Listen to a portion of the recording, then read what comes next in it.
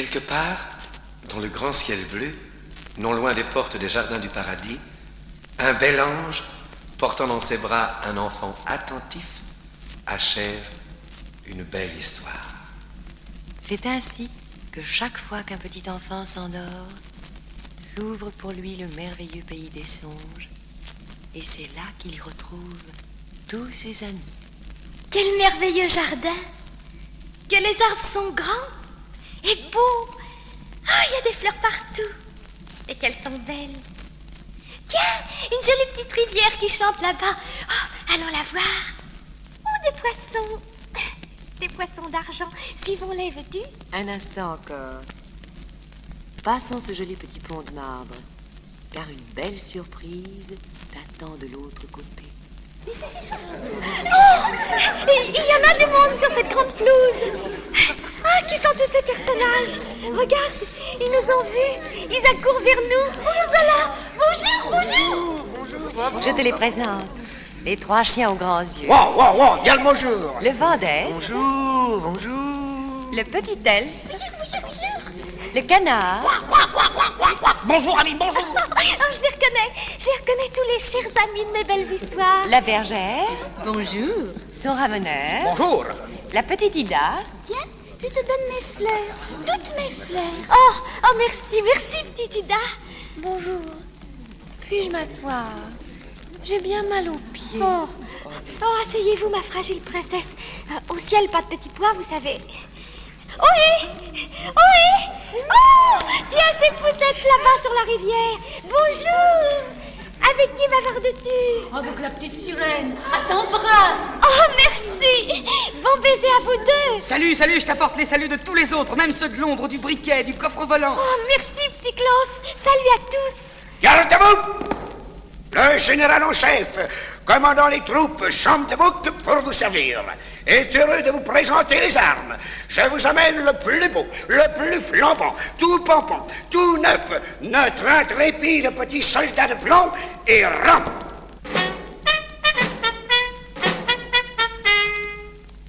Je serai donc le premier à vous raconter mon histoire. Asseyez-vous sur la pelouse, mes amis, je commence. Un jour d'hiver, Petit Pierre et son ami Jean-Claude, accroupis près de la cheminée, s'extasient devant les cadeaux du Père Noël. Oh, dis, des soldats de plomb. Une grande boîte de magnifiques soldats de plomb. Oh, passe-les-moi, tu veux? Je vais les aligner sur la table. Oh, un rouge, un bleu, encore un rouge, un second bleu, un rouge, un bleu. Oh, tous décorés, tous galonnés. Oh, mais tous avec des plumets superbes. Quelle allure! Il y en a 24. Nous allons les passer en revue. Mais il en reste encore un dans la boîte. Bleu et rouge, celui-là. Mais il n'a qu'une jambe. Mais c'est vrai. Oh, pourtant, c'est lui le plus beau. Il se tient si droit, si ferme, si fier, si raide que je le place en avant. Ça sera le chef. On l'appellera l'intrépide.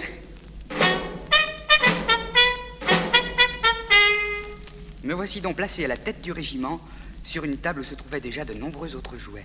Donne-le-moi plutôt, petit Claude. Je vais lui confier la garde du château. Oh, bonne idée. Il est très réussi, ton château. Je l'ai découpé avec beaucoup de soin. Les portes et les fenêtres ouvrent. Puis il est habité, tu vois. Oui, j'aperçois de nombreux danseurs et danseuses dans les salons. Tu as vu les arbres du parc? En souple carton vert. Et c'est maman qui m'a donné ce petit miroir pour en faire un lac où nagent mes signes de cire. Oh, tout cela est très joli. Bravo. Avec l'intrépide en haut de l'escalier d'honneur, ses camarades sur chacune des marches, c'est un vrai château des mille et une nuits. Avec le soir qui tombe, il est presque vrai, presque vivant. Mais la cloche du dîner appelle les enfants. Il est tard, mes garçons. Rangez les jouets. Il est l'heure de dîner.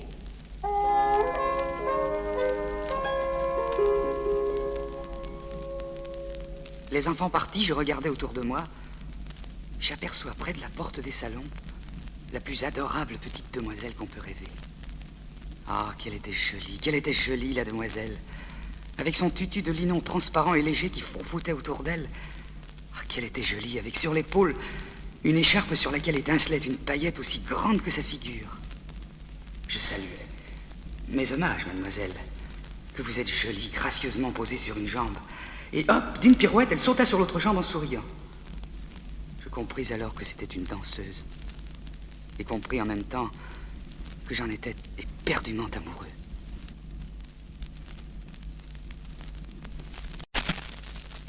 La nuit tombe. Un clairon sonne l'extinction des feux. Et les soldats se bousculent pour rentrer dans leur boîte. Vite, le rouge, dépêche-toi. 1 minute, ne pousse pas, laisse les autres se caser. Silence tous, c'est d'emblée.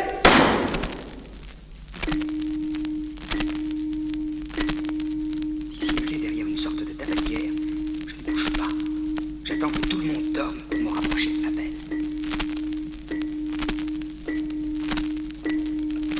Minuit. Debout tous. C'est moi le grand polichinelle, je vous dis. Amusons-nous. C'est l'heure. Et le casse-noisette vous dit dansons. Et hop, une culbute. Et hop, une autre culbute. Et moi le crayon, valsons, mes amis. Sois plutôt à la guerre. Boum, boum. Bon, Tintamarre, profitons-en. La petite n'a pas bougé. Doucement. Crac, un affreux sorcier noir sort de la tabatière, son long cou tendu vers moi. Soldat de plomb, porte ailleurs tes regards. Impassible, je fais celui qui n'a pas entendu. Attends jusqu'à demain. Je me vengerai.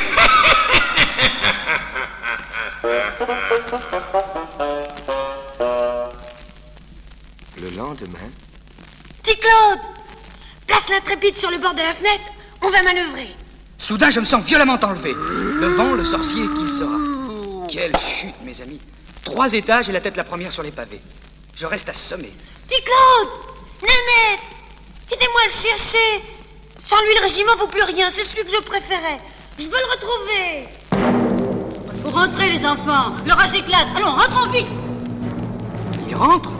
Mais je suis là entre 2 gros pavés. Au secours. Ah non, c'est impossible, je ne puis appeler au secours. Ce serait déshonorer mon uniforme.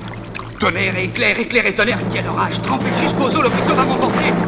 Non, car ma baïonnette fichée profondément en terre me maintient en place. Un long moment passe. Et l'orage s'apaise. Oh, un soldat de plomb. Apporte-le, je vais le faire naviguer dans mon bateau de papier. Et me voilà embarqué. Quel flot, grand Dieu, que le courant est violent. Je tremble, mais c'est le froid. En avant, soldats, ne faiblissons pas. Mourir pour sa belle est un beau trépas. Oh, le flot s'engouffre dans un canal très sombre. Une obscurité épaisse des eaux furieuses. Oh, de quoi effrayer les plus braves. Ta haine me poursuit, infâme sorcier. Ton passeport, soldat de plomb, montre ton passeport. Inutile de hurler un si gros rat, je ne puis m'arrêter. Il n'a pas payé le droit de passage, il n'a pas payé. Arrêtez-le. Mais rat, gendarme imbécile, qui peut m'arrêter? Le courant entraîne mon bateau de plus en plus rapidement. Soudain, une lueur à l'avant. Bâbord avant tout. Soupe, garçon, vers la lumière. Hélas, avec le jour, une clameur furieuse me déchire les oreilles. Grand Dieu, une chute d'eau, une cataracte. Quelle remue, quelle course folle. Mon bateau se déchire, l'eau l'envahit. Elle monte, gagne la poitrine, mon cou. Elle bourdonne dans mes oreilles. Soldats, le péril est grand. Voici la mort qui t'attend. Adieu, ma douce amie. Un grand trou noir. Plus rien.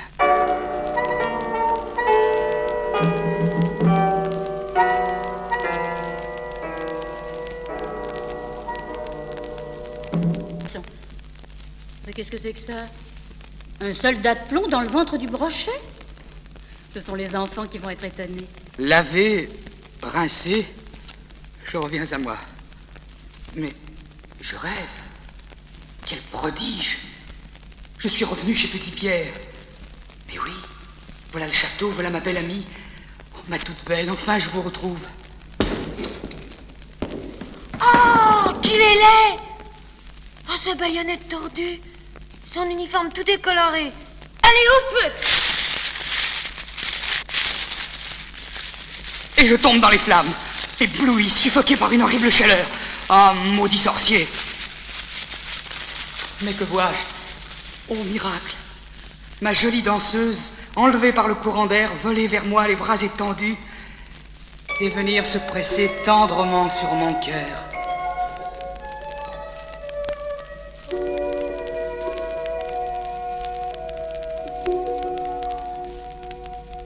C'est donc pour cela que lors de mon dernier passage sur la terre, je n'ai trouvé dans les cendres de la cheminée qu'un petit morceau de plomb en forme de cœur sur lequel était incrusté une belle paillette bleue.